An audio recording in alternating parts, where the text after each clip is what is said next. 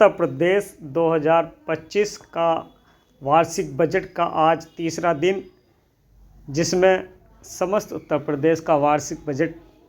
वित्त मंत्री और माननीय मुख्यमंत्री उत्तर प्रदेश सरकार द्वारा घोषणा की गई। जैसे कि उम्मीद और कयास लगाए जा रहे थे कि इस बार 2025-26 में भी मदरसा आधुनिकीकरण योजना का नया बजट नहीं मिल पाया, और उम्मीद के मुताबिक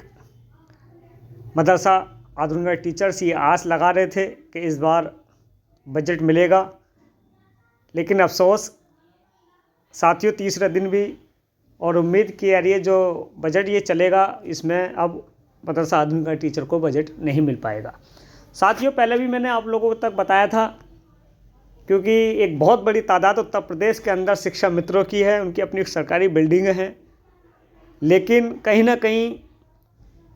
शिक्षा मित्रों ने अपने आप को नुकसान पहुंचाया और कोड ऑफ कंडक्ट करने के बाद सरकार ने उनके मामले को लटका दिया। आज उनका कोई जिक्र नहीं किया गया और न हो रहा है।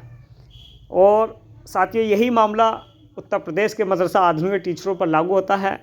कि जिस तरह से कुछ मदरसा यूनियन नेता, जिन्होंने आप लोगों को झांसा लालच दिया कि आप लोगों को 10 से 11 लाख रुपए दिलाएंगे, और उन्होंने पुनर्विचार याचिका को 1 साल तक खींचा, लंबा प्रोसेस किया उसका, और फिर उसमें कोड ऑफ कंडक्ट करने का प्रयास किया। साथियों, ऐसे कौन लोग हैं? ये वो लोग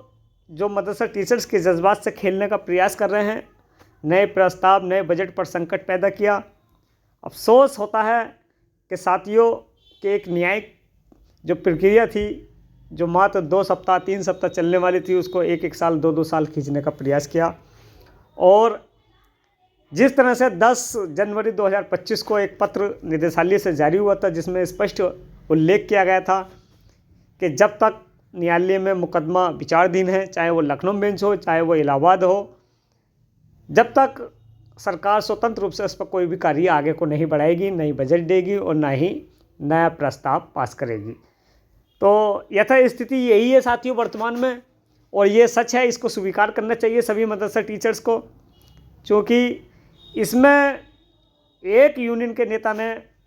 सिर्फ वो चंदा वसूली के चक्कर में पूरे 22,000 मदरसा टीचर और उसके परिवार को बहुत बड़ा नुकसान पहुंचाया, और टीचर्स उसकी बातों को समझ नहीं पाए। और चूँकि जब वक्त आया समझते समझते तो वो वक्त निकल चुका था,